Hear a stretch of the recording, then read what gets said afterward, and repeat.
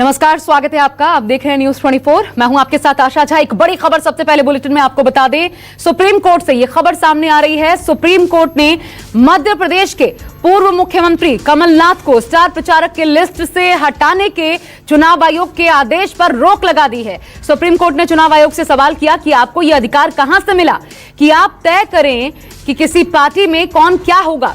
Court ने आदेश पर रोक लगाते हुए इस मामले में चुनाव आयोग से जवाब भी मांगा है।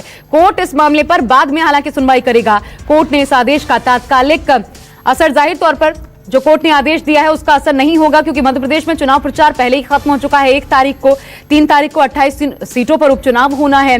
हालांकि इसे कमलनाथ और कांग्रेस की नैतिक जीत जरूर माना जा रहा है। कमलनाथ ने चुनाव आयोग के आदेश को सुप्रीम कोर्ट में चुनौती दी थी। आयोग ने आचार संहिता के उल्लंघन के मामले में कार्रवाई करते हुए दरअसल कमलनाथ को कांग्रेस के स्टार प्रचारकों की लिस्ट से हटा दिया था और इसी के खिलाफ कमलनाथ सुप्रीम कोर्ट पहुंचे थे। और अब आपको बता दें, सुप्रीम कोर्ट का इधर फैसला आया है, उधर कमलनाथ के बेटे और कांग्रेस के नेता नकुल नाथ ने इस पर खुशी जाहिर की है। ट्वीट कर क्या लिखा है देखिए, हम आपको दिखाते हैं। सुप्रीम कोर्ट ने इलेक्शन कमीशन के आदेश पर लगाई रोक। आगे लिखा है, इलेक्शन कमीशन ने पूर्व मुख्यमंत्री श्री कमलनाथ जी से स्टार प्रचारक का दर्जा छीना था और एक संदेश इस ट्वीट में उन्होंने दिया है कि विश्वास रखिए, सत्य परेशान हो सकता है, पराजित नहीं। कमलनाथ के बेटे हैं नकुल नाथ। प्रभाकर मिश्रा सुप्रीम कोर्ट से मेरे साथ जुड़ गए हैं। प्रभाकर, सुप्रीम कोर्ट में क्या कुछ हुआ ये अभी दर्शकों को हमने बताया, लेकिन महत्वपूर्ण ये कि अब आगे संदेश क्या जाएगा। देखिए, निश्चित तौर पर इसका तात्कालिक असर तो नहीं होगा, लेकिन नैतिक जीत के तौर पर देखा जाएगा कमलनाथ और कांग्रेस के लिए।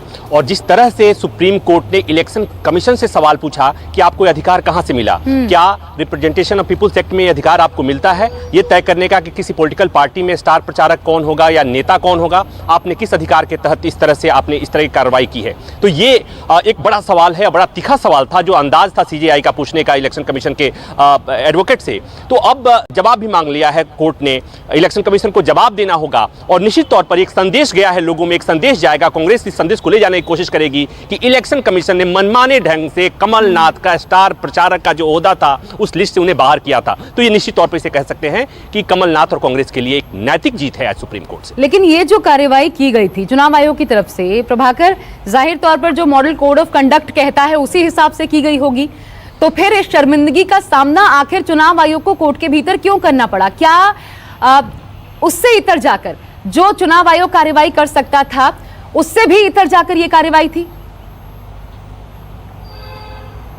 निश्चित तौर पर अब तक इस तरह की कोई कार्रवाई नहीं हुई है। अब तक होता ही आया है कि चुनाव आयोग इस तरह के मॉडल कोड ऑफ कंडक्ट का वायलेशन करने पर किसी नेता या प्रचारक के किसी पार्टी कार्यकर्ता के खिलाफ चेतावनी जारी होती थी, उसके चुनाव प्रचार पर रोक जरूर लगा दिया जाता था। लेकिन जो स्टार प्रचारक की लिस्ट से बाहर करने का अपने आप में एक अनूठा मामला है और इसीलिए कोर्ट ने सवाल किया कि आपको यह अधिकार कहां से मिला है।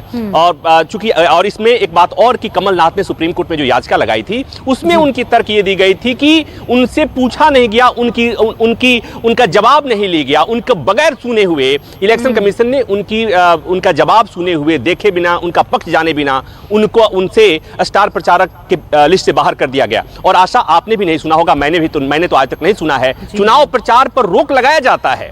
मॉडल कोड ऑफ कंडक्ट का वायलेशन पर चुनाव आयोग रोक जरूर लगाता है चुनाव प्रचार पर, लेकिन चुनाव स्टार प्रचारक की लिस्ट पर रोक लगाना, लिस्ट से बाहर करना, ये अपने आप में मेरे हिसाब से एक अवधि तक बैन लगा दिया जाता है। यूपी चुनाव में हमने खूब देखा।